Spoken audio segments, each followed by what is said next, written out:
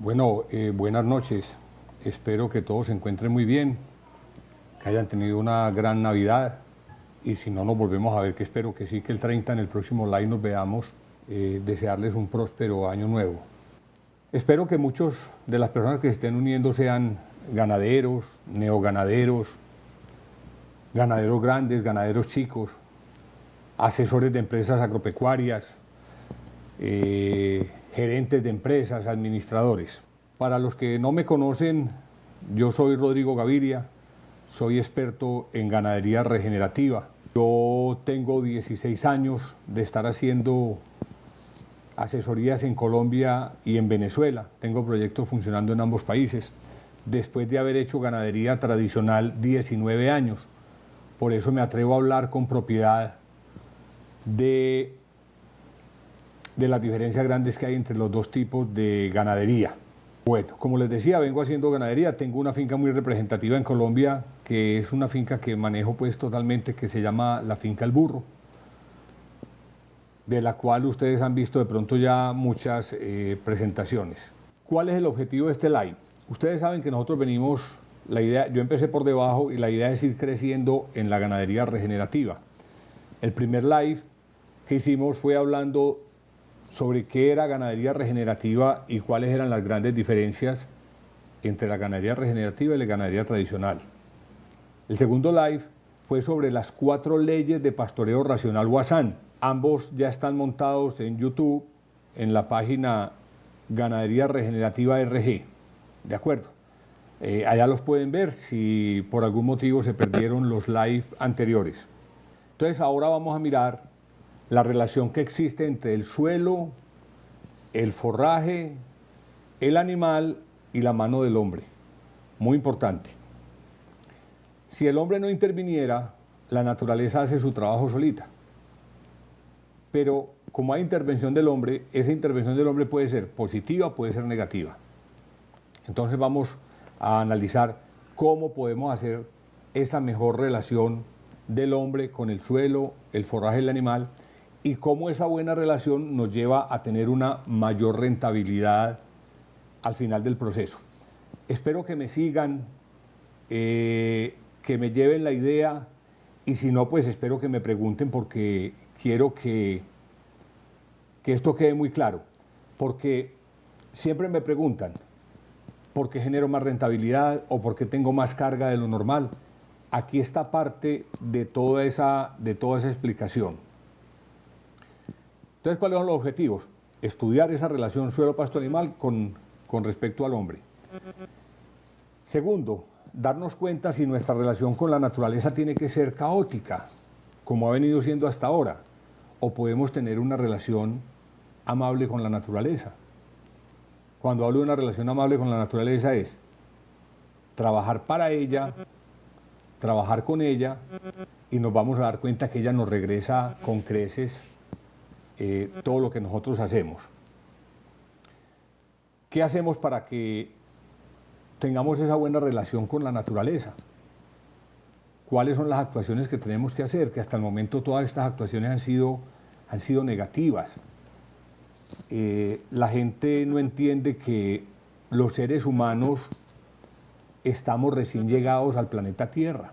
Cuando hablo de recién llegados es porque si nosotros lo miramos en edad cronológica, desde que supuestamente apareció el universo hasta el momento, si nosotros eso lo llevamos a un margen de 24 horas, el ser humano apenas tiene 1.25 segundos de existencia. Y si llevamos esa cuenta desde que el ser humano, desde que empezó la vida hasta ahora, nos vamos a dar cuenta que el ser humano, desde que empezó la vida hasta ahora, si lo llevamos a un margen de 24 horas, apenas tiene 4.5 segundos. Entonces, nosotros somos los recién llegados a esta casa y estamos haciendo todo lo posible por cambiarla. Yo no puedo llegar a una casa de visita a ordenarla como a mí me provoca, si es que esa no es mi casa. Y nosotros estamos recién llegados. ¿Qué puede ser lo diferente en los manejos que nosotros podemos hacer para que la naturaleza actúe a nuestro favor o actúe en consecuencia con lo que estamos haciendo? Entonces vamos a mirar todo ese tipo de cosas. Me gustaría mucho, si no es mucho pedir, me escribieran de a dónde me están viendo, de a dónde están visitando este live. ¿Por qué motivo? Porque para este próximo año tengo visitas a varios países. Entonces yo quisiera, si hay lugares donde se reúnan 3, 4, 5 personas, de pronto en una visita de esas poder cuadrar algo, una charla, una visita, de manera que nos conozcamos y podamos seguir haciendo cosas interesantes. Entonces, definitivamente nosotros somos los únicos que podemos hacer la diferencia con la naturaleza, porque somos los que la hemos venido interfiriendo negativamente. Nosotros hemos venido, como nos creemos los dueños del mundo, por cuestiones de cultura, de religión, nos dijeron que nosotros habíamos llegado a dominar, que habíamos llegado a ponerle orden a esto y que éramos propietarios y que éramos los dueños. Lastimosamente estamos acabando con lo que nos dieron, con el poquito patrimonio que nos dieron.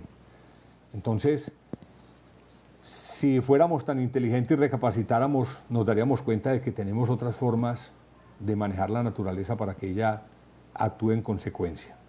Les recuerdo que si hay personas interesadas en asesorías, pues por el interno se pueden comunicar conmigo, porque ya estoy programando las asesorías de enero y febrero del próximo año.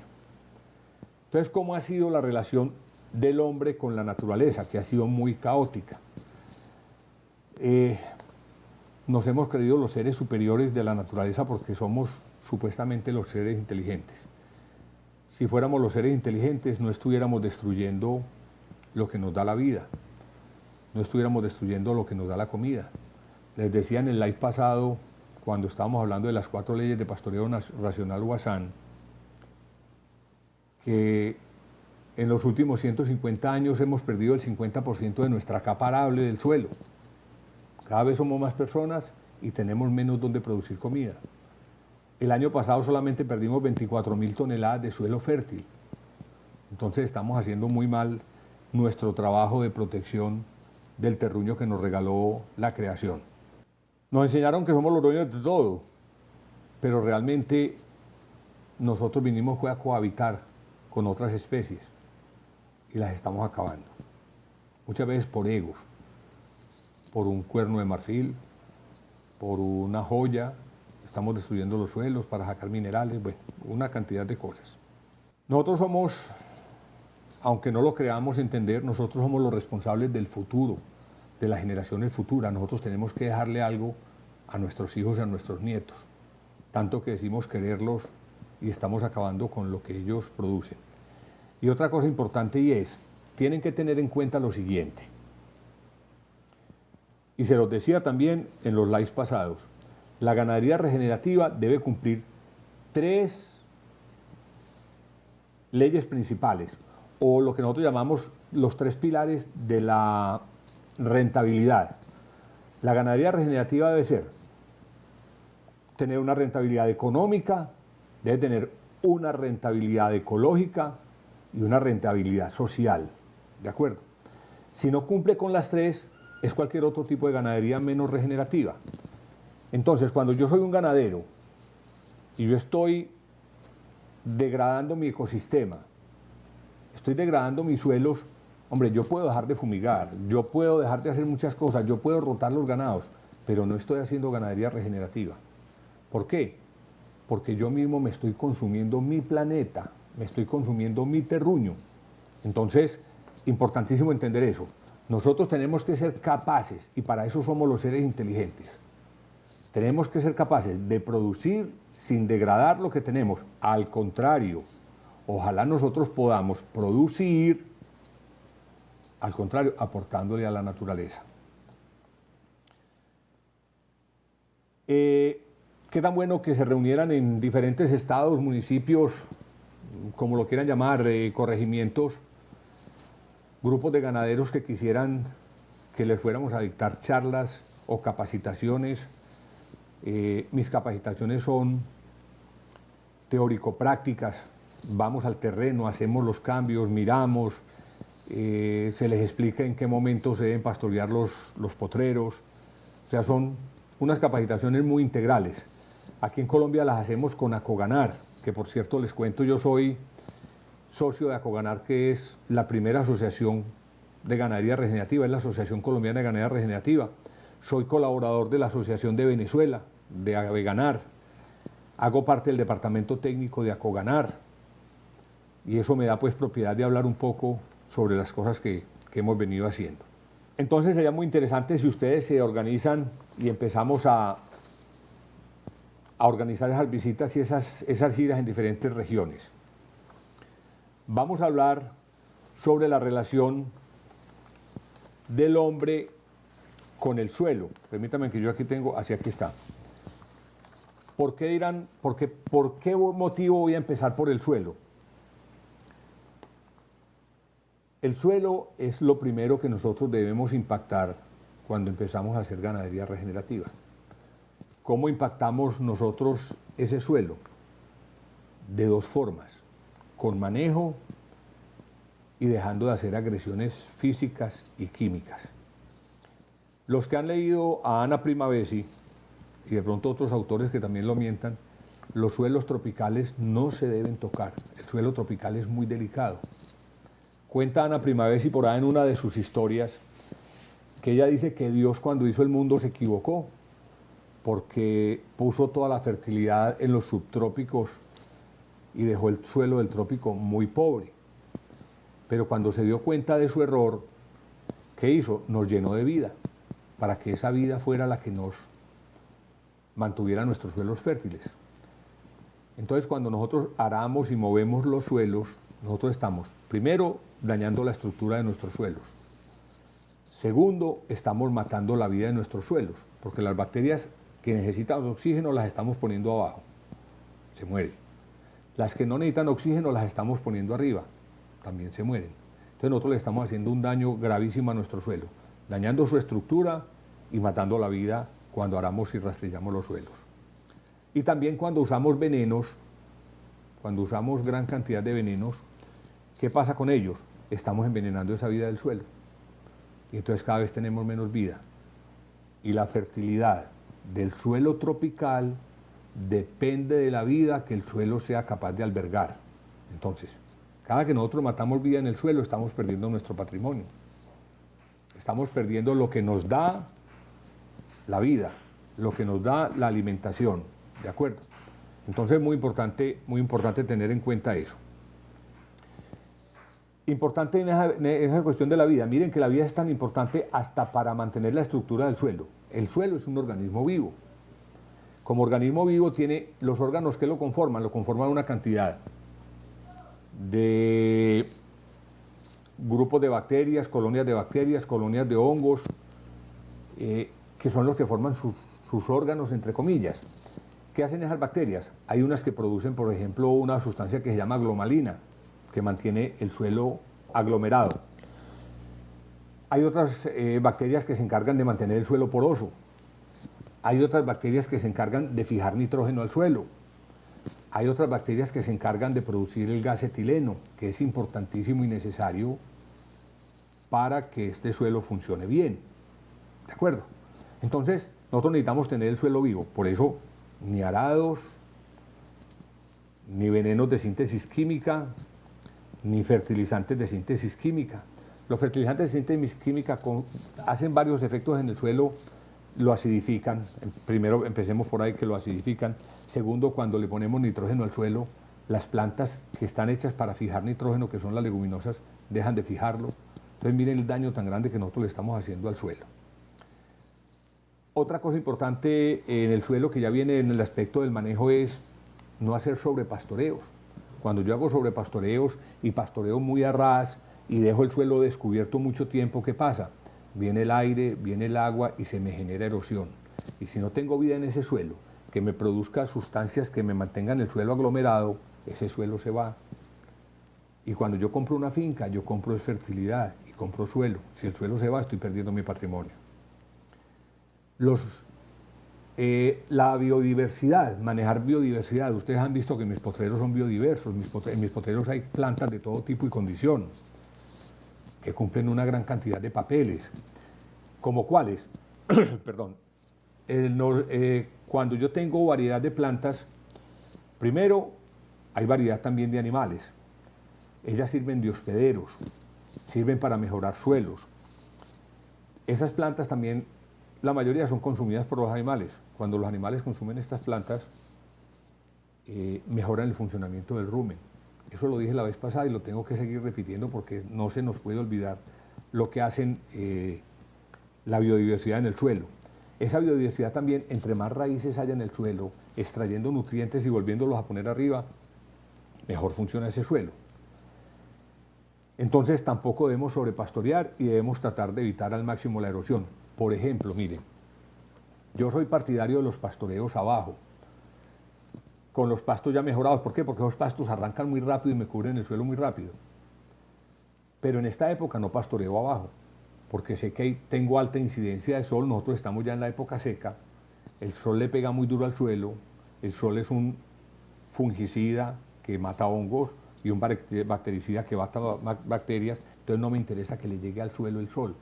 Y tampoco me interesa porque yo tengo que mantener agua en el suelo por mayor cantidad de tiempo, y entonces si yo dejo que el sol le dé directamente al suelo se me va a secar. Entonces mire que son cosas importantes que hay que ir aprendiendo. Entonces cuando yo manejo bien el suelo, mucho cuidado que aquí ya empieza a desenredarse esta trama. Cuando yo manejo bien el suelo y no agredo al suelo, ¿qué pasa? Me mejora la fertilidad del suelo, me mejora la biodiversidad de ese suelo, me mejora la coerción de ese suelo, me mejora la estructura de ese suelo. Y si yo tengo un suelo fértil, ¿qué sucede? Les dejo la pregunta. Entonces les decía, si yo tengo un buen suelo y un suelo fértil, ¿qué sucede? Voy a tener mejores forrajes en cuanto a nutrición y forrajes mucho más vigorosos. Voy a tener mayor cantidad de forrajes. Voy a tener el suelo cubierto por mucho más tiempo. Y si yo tengo mayor cantidad de forrajes, ¿qué sucede con la empresa? Porque yo manejo muy bien mi suelo y ese suelo repercute a que yo tenga mucho mejor forrajes. Y si tengo mejores forrajes, tengo mayor cantidad de animales. Y si tengo mayor cantidad de animales, aquí viene lo más sabroso y lo más bueno de esto. Si tengo mayor cantidad de animales, todos los costos fijos, como impuestos, como administración, todos se diluyen. Entonces, mis costos de producción bajan.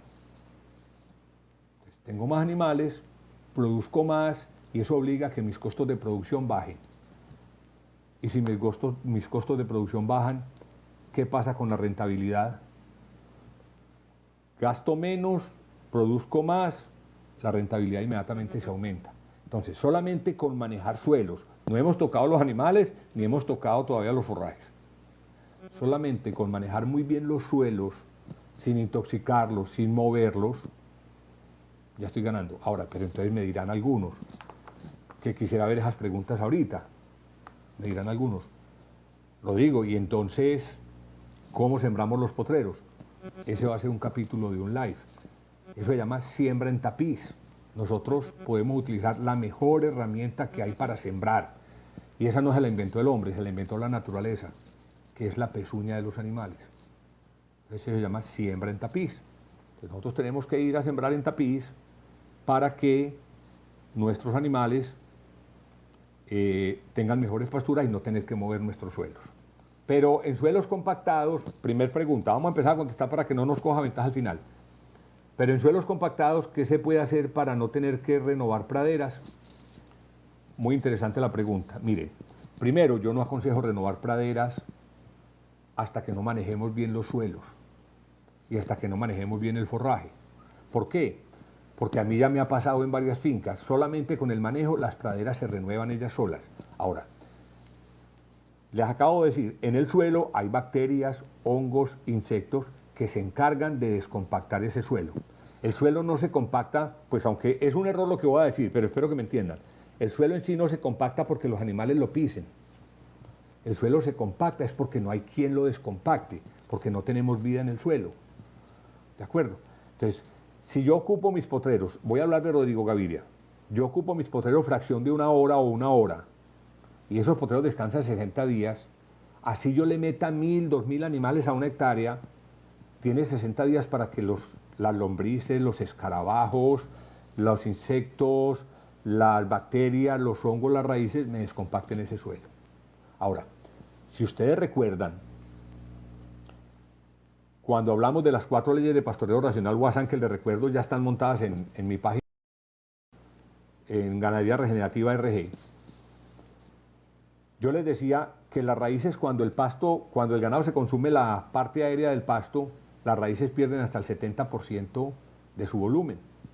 Entonces imagínense cuando el animal consume el pasto, esas raíces se comprimen, queda espacio para que circule el agua, circule el aire. Entonces los suelos se descompactan solos después de que los manejemos bien. Ya llegamos a la parte más importante de los suelos, la rentabilidad, con solo manejar bien los suelos.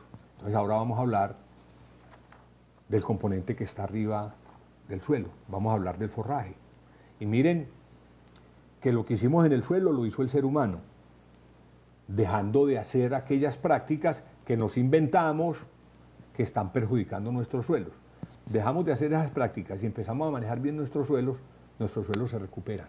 Entonces los estamos regenerando, por eso nos llamamos ganadería regenerativa. Estamos volviendo a formar suelo.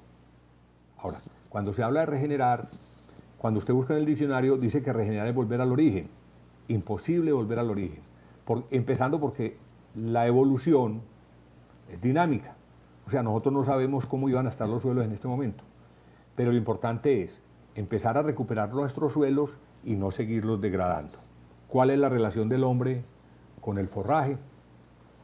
Los vuelvo a referir. Están en las 4 leyes de pastoreo racional Wassan, que fue el último live que hicimos. Y por eso lo hice en ese orden. El respeto por la fisiología vegetal. Los potreros no se pueden consumir cuando a nosotros nos dé la regalada gana. Y disculpen pues que no suene a grosería. No es cuando a nosotros nos dé la gana, es cuando el pasto esté listo para ser consumido. ¿Por qué? Porque el pasto tiene que cumplir mínimo con 2 cosas. Y es pastoreos muy cortos para que el animal no alcance a consumirse el rebrote, que puede ser en 24, 48, 72 horas. Entonces, ocupaciones muy cortas, ojalá de día, ojalá de menos de día. El que esté empezando, váyase a 3 días máximo, pero ojalá pueda ir recortando, ir recortando. Ya después hablaremos cómo hacemos para manejar ese mundo de lotes que se pueden generar, que yo inmediatamente reduzco todos esos lotes, pero ahora después hablamos de eso, vamos a concentrarnos en esto. Entonces, pastoreos cortos y descansos largos. Les decía en las leyes de pastoreo racional Wassan que, ¿por qué los descansos largos? Primero, si el pasto pierde el 70% de su volumen para hacer el rebrote, ese pasto tiene que volver a ganar ese volumen, esa raíz, para llenarse de reservas para el rebrote. Entonces, esa raíz tiene que volver a crecer y estar vigorosa para aguantar otra vez que el ganado lo consuma. Entonces, primera condición. Segunda condición, el pasto hace una llamarada, hace un crecimiento rápido de biomasa. ¿Yo para qué me voy a consumir un potrero que está creciendo rápido y me está formando mucha biomasa? No tengo por qué comérmelo. Entonces tenemos que cumplir con esas 2 leyes.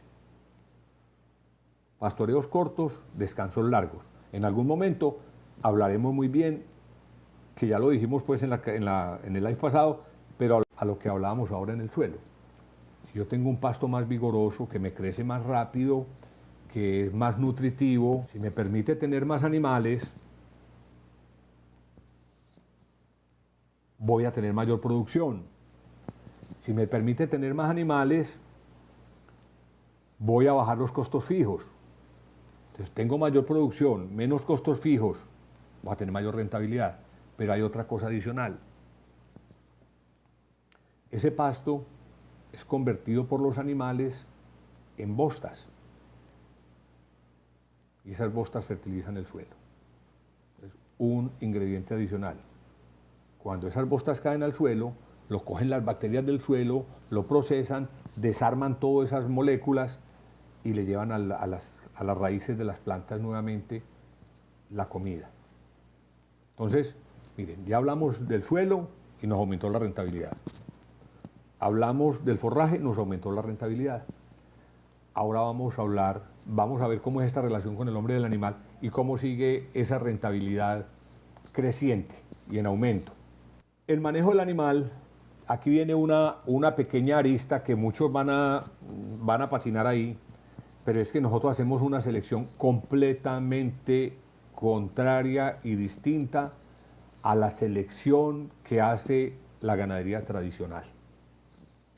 La ganadería tradicional selecciona para bonitos y exposiciones, y eso está bien, no tengo ningún problema con eso. Selecciona para máximas producciones, pero ¿qué pasa? Las máximas producciones no me permiten regenerar. ¿Por qué no me permiten regenerar? Porque cuando yo tengo un animal de máximas producciones, tengo que darle mucha más área, tengo que darles concentrados, los concentrados son hechos con materias primas en otros lados donde están degradando el suelo y la naturaleza. Entonces no cumplimos pues con las leyes de la regeneración. Además, son sistemas de altos costos. Nosotros tratamos de bajar costos, entonces nosotros, ¿qué tratamos de hacer? Nosotros tratamos de seleccionar por una cosa que se llama selección por biotipo funcional. ¿Qué es biotipo? Por aquí tengo yo una definición que es biotipo. Perdónenme que la lea porque es que yo soy algo desmemoriado. Es una combinación específica de características genéticas y fenotípicas que les hace distinguir.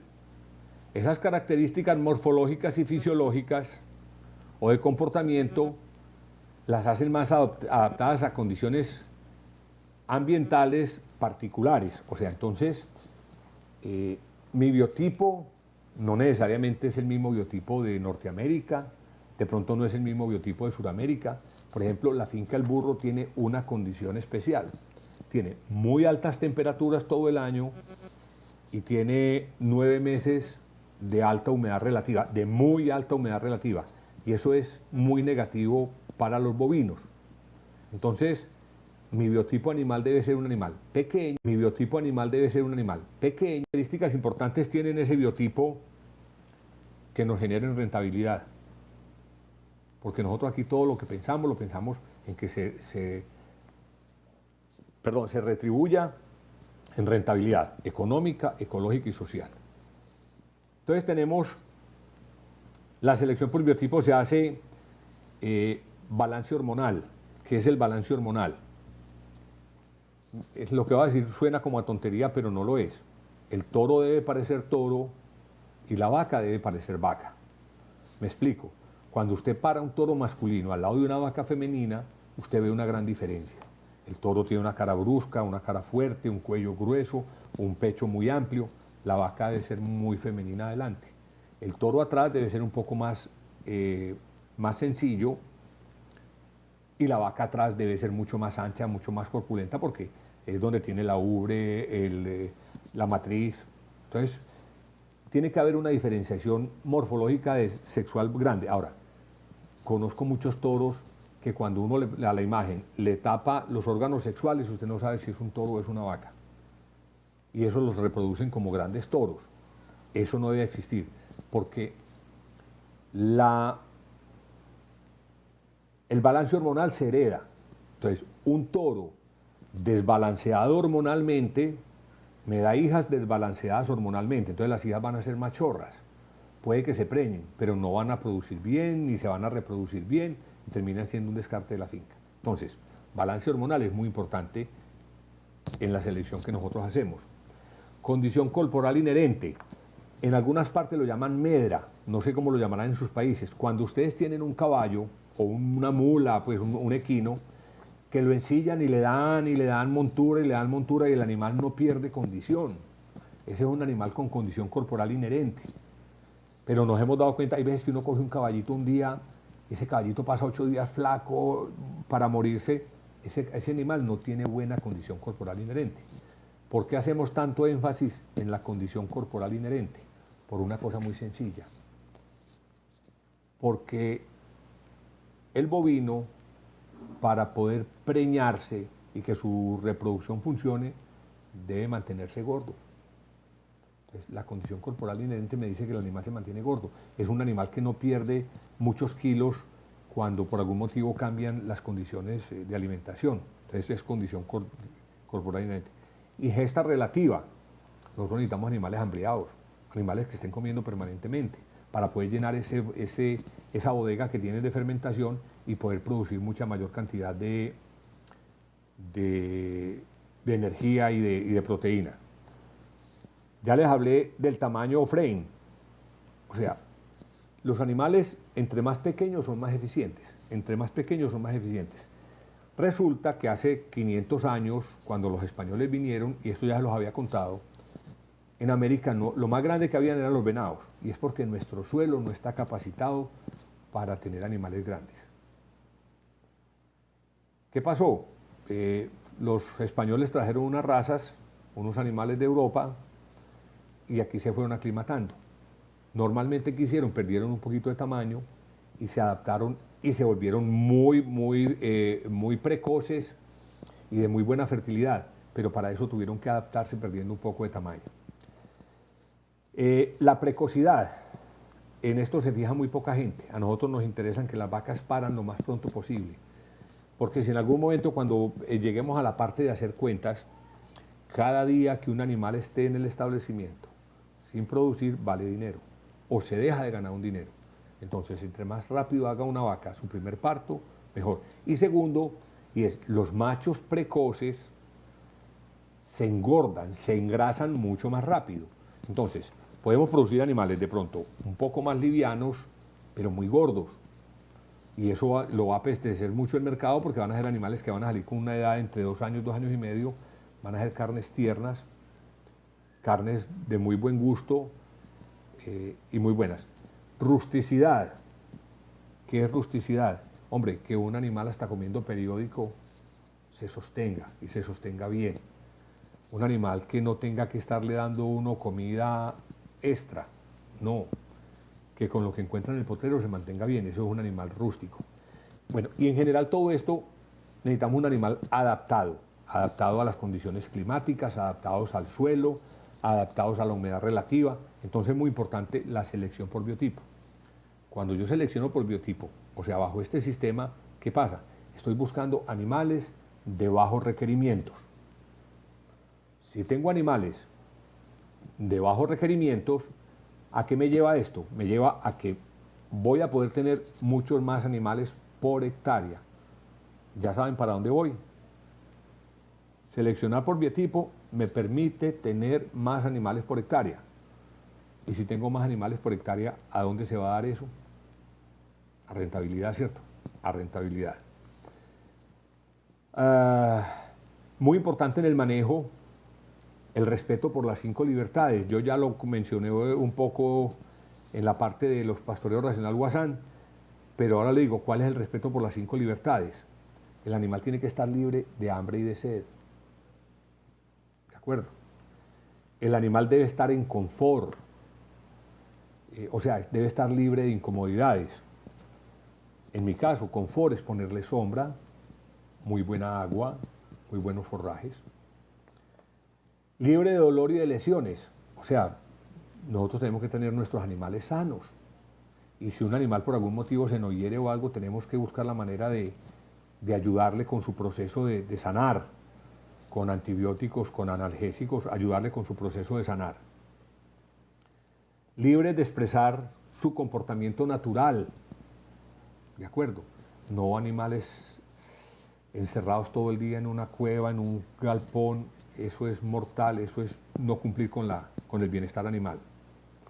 Libre de miedo o estrés, ruidos fuertes, gritos, golpes, sobre todo en los manejos. Nada más esta semana hablaba con una persona que me decía que cómo me atrevía yo a encerrar los ganados todos los meses y cómo me atrevía yo a manejar los ganados en los corrales muy seguido, porque yo los encierro muy seguido, porque yo hago controles de peso, pero resulta que es que mis ganados ya conocen la rutina.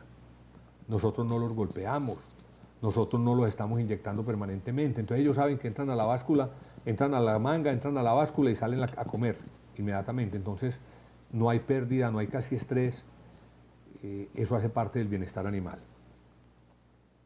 Entonces, les decía, el animal de bajos requerimientos me permite aumentar la carga, me permite aumentar la producción por hectárea, me permite aumentar la fertilidad del suelo. A mayor cantidad de animales, consumiendo esa gran cantidad de pasto que ya formamos, me están poniendo mayor cantidad de bostas y orinas sobre el suelo.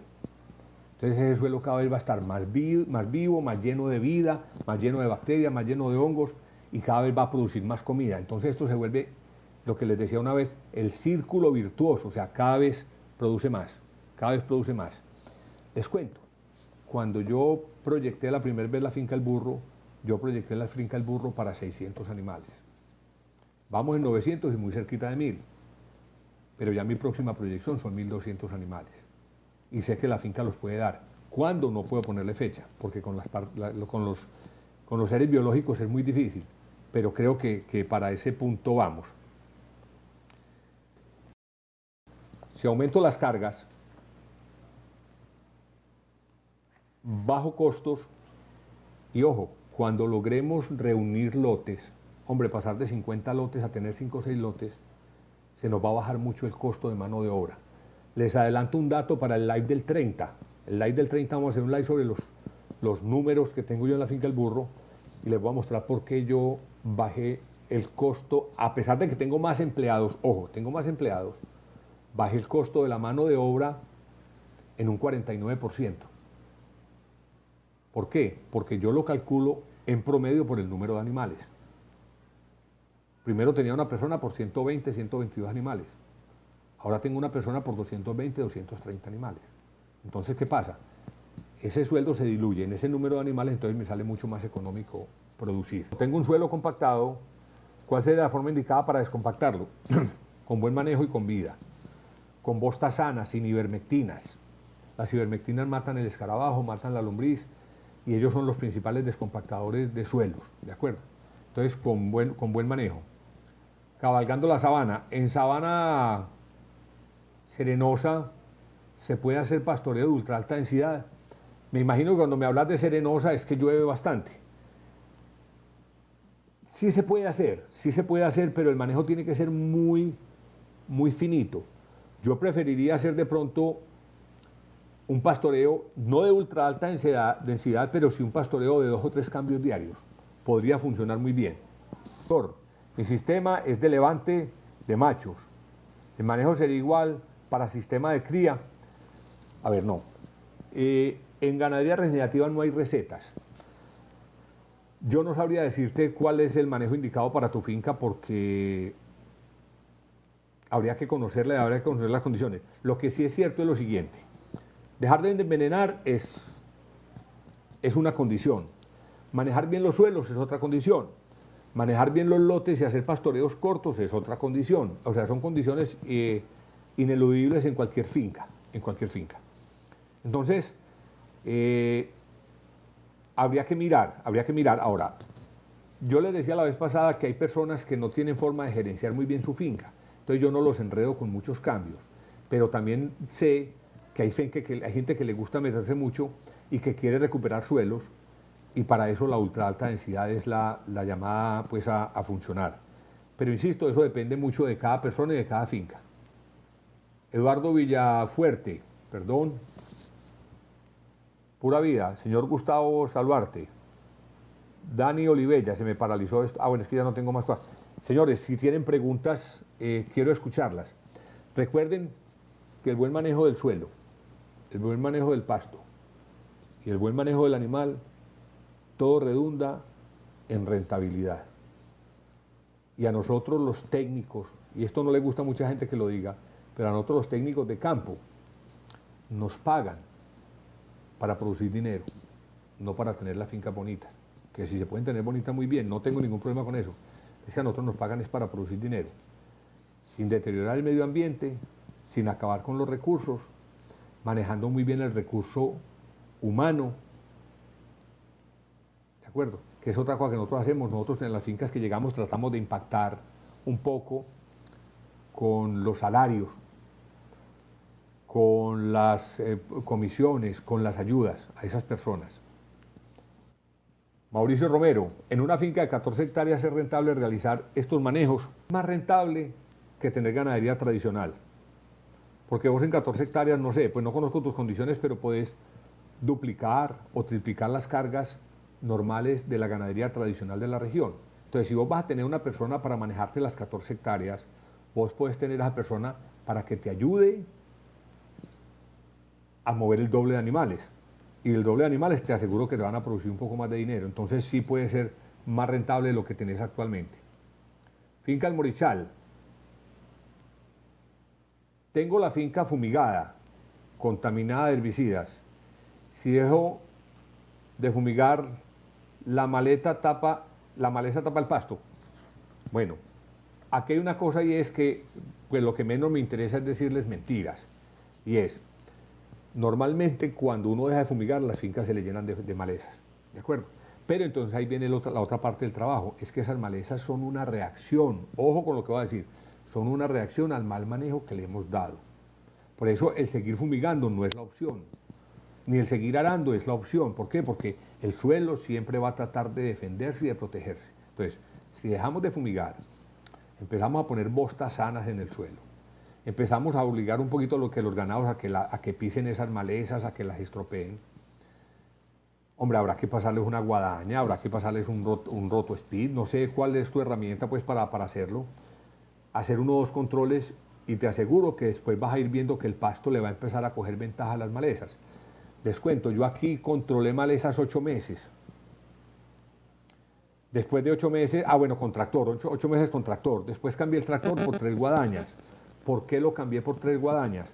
Porque ya el pasto me había cogido ventaja en algunas partes y entonces tenía las malezas sectorizadas.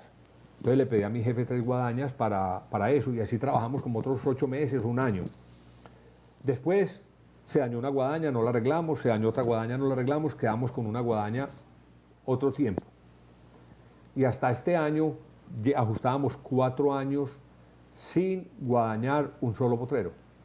Ahora tengo que guadañar, voy a guadañar. Las matas de maciegas se me han crecido demasiado.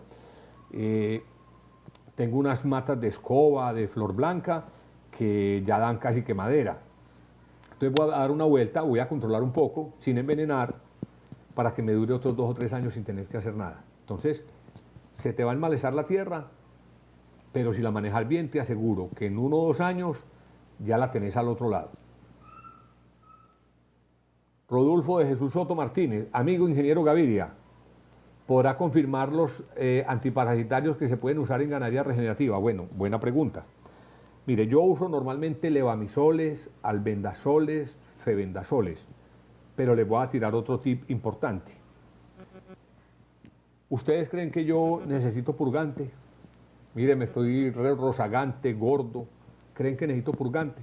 Yo no necesito purgarme en este momento, no tengo problemas digestivos, no tengo problemas de apetito. Entonces, ¿qué hago yo? Yo tengo mis productos en la finca y tengo vitaminas en la finca, pero solamente se le coloca al animal que por sintomatología muestra tener alguna cosa. Ahora, cuando son muchos los animales, entonces, ¿qué hago? Tomamos una muestra de coprológico y se manda un coprológico, que no nos ha tocado hacerlo, pero debería ser el camino a justificar. Y en el coprológico sí me van a decir el producto preciso, que no sea ivermectina, que no sea ivermectina.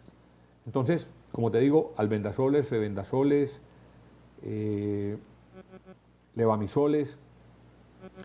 Y si en algún momento la mosca y la garrapata los acosa demasiado, normalmente hay algunos productos biológicos, entre ellos el NIM. El NIM me ha ayudado mucho a mí, pero lo importante es que nosotros necesitamos que los animales generen resistencia. Perdón, generen resistencia. Entonces, ¿cómo hacemos para que generen resistencia? No bañarlos cada 8 días. Un baño ahora, uno en 15 días, el otro al mes, el otro a los 2 meses. Y así ha pasado en fincas, que a lo último el trabajador se le olvida que hay que fumigar. A mí me llega la mosca igual a como le llega a todo el mundo, pero no sé qué tengo, si tengo un hongo, si son los mismos pájaros, pero aquí el ganado ya a los 8 días la mosca no lo está molestando. Permítame poner un tinto que... Entonces, muy importante eso. Andrés, hola, ¿cuántos metros cuadrados por animal para toros de engorde totalmente estabulados? Andrés, discúlpame la ignorancia, pero yo no manejo estabulados, no soy capaz de contestarte esa pregunta. Cometería un error si te dijera alguna cosa. Edwin Romero, con la ganadería regenerativa se mejoran los problemas reproductivos, que es mi caso. Mira, te voy a contestar una cosa, de pronto no se mejoran tus problemas reproductivos, pero vas a tener más crías año.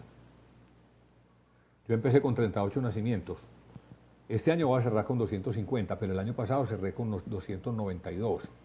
Ahora, y todavía no he hecho un trabajo serio. Ahora, sí he bajado un poco los intervalos entre partos, pero yo he venido creciendo, es el número de hembras, porque la finca me ha ido pidiendo hembras.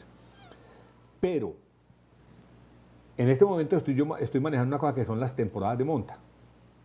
Yo entro a temporada de monta ahora el 1 de enero, pues entran las vacas a temporada de monta el 1 de enero. ¿Qué pasa? En este momento están comiendo supremamente bien. Las estoy engordando para que lleguen a esa temporada de monta gordas que tienen mayor posibilidad de preñarse. ¿De acuerdo? Entonces, de pronto, con un muy buen manejo, sí logramos corregir todos esos problemas reproductivos. Ojalá te sirva la respuesta. Enrique Acevedo, 39 hectáreas, 24 potreros, braquiaria de cumbres, problema leve de mión, altura para sacar el ganado. Esto me va a costar problemas, pero para mí la altura para sacar el ganado, si estamos en invierno, es la altura de un puño. A esta altura, cualquier pasto, hasta las guineas. Y se las voy a mostrar aquí cuando las tenga pastoreadas. Las guineas a la altura de un puño. Lo importante es en cuánto tiempo te comes ese pasto hasta que llegue a ese puño, que ojalá fuera en cuestión de un día. Esta es la última pregunta porque se nos va a acabar el tiempo. Calzados Cerinza, ¿está bien si divido potreros de 100 metros de largo por 30 de ancho con 10 vacas rotando? No conozco tus condiciones. Puede que sea muy bien, pero no te puedo asegurar que funcione porque no conozco las condiciones. Rodolfo de Jesús Soto Martínez, el levamisol ha sido descontinuado en el trópico. ¿Usted por qué lo recomienda? Pues hombre, la verdad es que en Colombia no lo han descontinuado. Aquí hay varios tipos de levamisol y es utilizado por la mayor parte de las personas, entonces no sé por qué esa información. Voy a averiguar, pero aquí en Colombia no ha sucedido eso. Los antiparasitarios no son purgantes, son parasitidas. El levamisol no mata a los tropicales, pues hombre, yo desparasito con levamisol. O sea, estas son las cosas que a mí me dejan muy cabezón, porque yo desparasito con levamisol y los animales se ponen hermosos. Entonces no sé cuál es la reacción, entonces no sé cuál es el funcionamiento. Doctor Enrique Acevedo, de 39 hectáreas, 24 potreros, bueno, ya era el que le estaba contestando. La altura te la recomiendo, pero entre menos tiempo pase el ganado en el potrero, mucho mejor. ¿Qué experiencia tiene en el uso de hongos entomopatógenos en controlar las garrapatas? ¿Qué tan eficaz es? No, es eficaz, es bueno, pero de esa manera entonces el ganado ni va a adquirir resistencia ni la tierra va a adquirir resistencia. Tengan en cuenta eso. Bueno, señores, ahora sí, antes de que me cierren y no quedar culebrado con ustedes. Infinitas gracias. Espero preguntas en el chat si se les ocurre. Recuerden que el 30 a las 6 de la tarde también les voy a contar las historias de la finca El Burro, cómo han sido nuestro proceso y cómo son nuestros números. Feliz noche para todos, una feliz Navidad.